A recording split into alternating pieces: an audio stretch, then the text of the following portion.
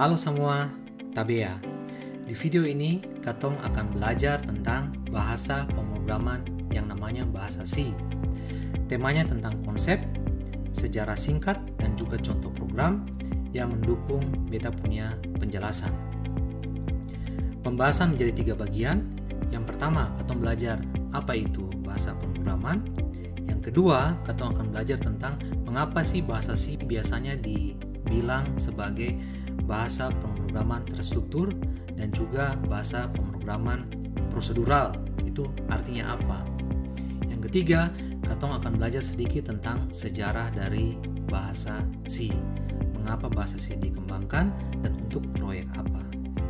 Bagi saudara yang baru pertama kali hadir di beta punya channel ini, selamat datang, selamat baku dapa, dan beta sarankan saudara untuk lihat video pelengkap 05 10 20 20. Di situ beta jelaskan tentang bagaimana saudara bisa menggunakan editor V untuk bikin bahasa C dan juga bagaimana saudara bisa compile akang. Ya. Poin yang pertama, apa sih bahasa pemrograman? Sebelum Katong masuk kepada bahasa pemrograman, Katong bahas dulu tentang bahasa sehari-hari, bahasa alami, natural language. Katong pakai bahasa alami supaya Katong bisa mengkomunikasikan maksud Katong ke orang lain, supaya dong bisa mengerti Katong tuh mau apa. Ya, Katong pakai bahasa pemrograman supaya Katong bisa mengkomunikasikan Katong punya maksud ke komputer, supaya dong bisa tahu Katong mau apa dan dong bisa kerjakan apa yang Katong mau. Beta sudah siapkan satu program bahasa C seperti ini. Jadi misalkan Katong mau bikin program, Katong mau suruh komputer supaya menampilkan satu pertanyaan, masukkan angka rahasia Anda. Di bahasa C, Katong pakai perintah printf untuk menampilkan tulisan ini. Setelah tulisan ini muncul, Katong minta supaya orang bisa masukkan angka rahasia. Ya, Katong menggunakan perintah apa? Scanf untuk minta user memasukkan angka rahasia. Setelah itu, Katong minta komputer untuk cek betul ke seng angka rahasia yang dong mau kasih masuk tadi. Katong pakai perintah if. Jadi Katong bandingkan antara apa yang tadi user baru masukkan dengan angka rahasia yang sebenarnya. Dalam hal ini angka rahasianya adalah 1, 2, 3, 4. Kalau misalkan salah, nanti akan tertampil ups, Anda sudah lupa angka rahasia Anda, coba lagi ya. Tapi kalau misalkan betul, Katong akan segera keluar dari looping ini, perulangan ini, dan Katong tampilkan tulisan syukurlah Anda masih ingat angka rahasia Anda. Nah, di sini saudara bisa lihat dari satu pemikiran yang abstrak, ya, Katong mau maksud bikin apa. Nah, Katong tulis dalam bahasa C, Katong menggunakan, misalkan di dalam ini Katong menggunakan while supaya Katong bikin sesuatu yang berulang-ulang. Kemudian Katong juga menggunakan if supaya bisa komputer bisa cek yang dimasukkan itu betul atau seng. Ya. Di sini Katong bisa kelihatan, oh, Katong punya program ini akan lebih rapi, lebih terstruktur, ya, lebih mengerti. Nah, itulah kenapa bahasa C ini Katong sebut dengan istilah pemrograman terstruktur. Sekarang poin kedua, mengapa bahasa C tergolong dalam pemrograman prosedural? Dalam organisasi, saudara tahu pasti ada ketua, ada sekretaris, ada juga bendahara. Kenapa perlu dipisah? Karena organisasi itu biasanya tugasnya sudah jelas, tapi untuk bisa tugasnya bisa jalan, Katong butuh orang-orang yang bisa saling bekerja sama untuk melakukan tugas itu. Ketua, biasanya Katong perlu orang yang bisa berpikir general untuk menentukan arah organisasi ini mau kemana misalkan. Kemudian sekretaris, Katong butuh orang yang bisa mengatur tentang rapat, membuat notulen misalkan.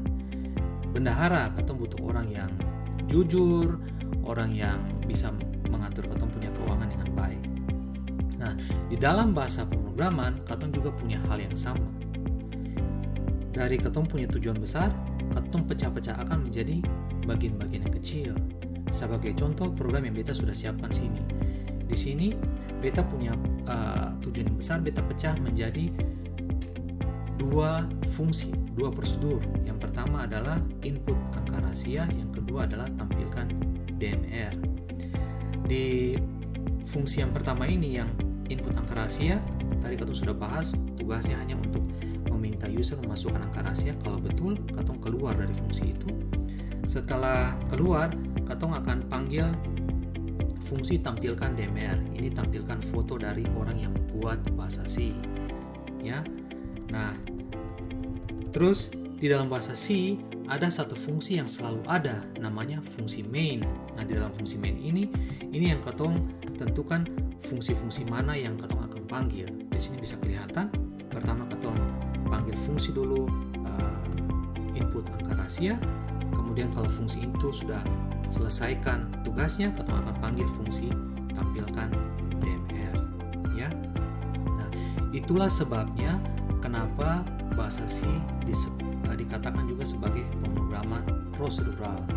Karena katong punya bagian yang besar, katong pecah menjadi prosedur-prosedur kecil, dan nanti prosedur ini akan saling memanggil, ya, untuk akhirnya katong bisa merealisasikan apa yang katong mau, ya.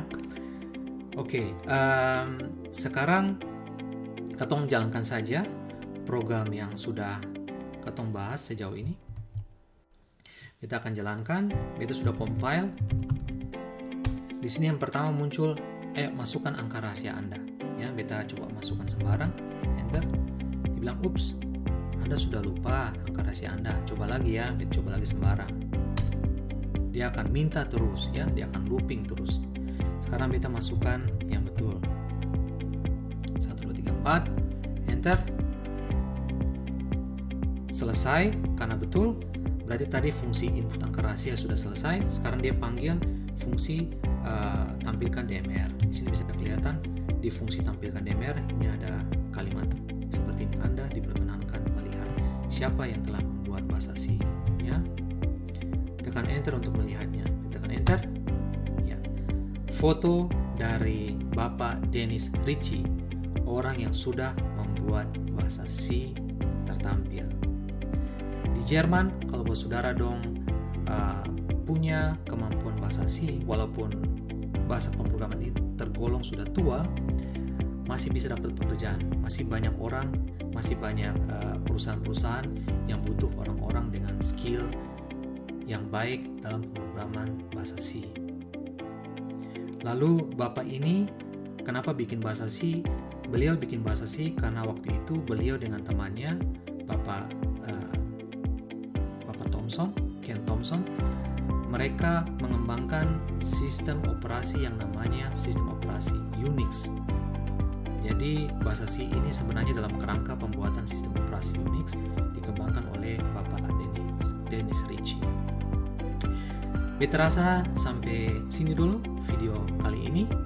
Semoga saudara dong dapatkan sesuatu dari video ini, dan sampai berjumpa lagi di video-video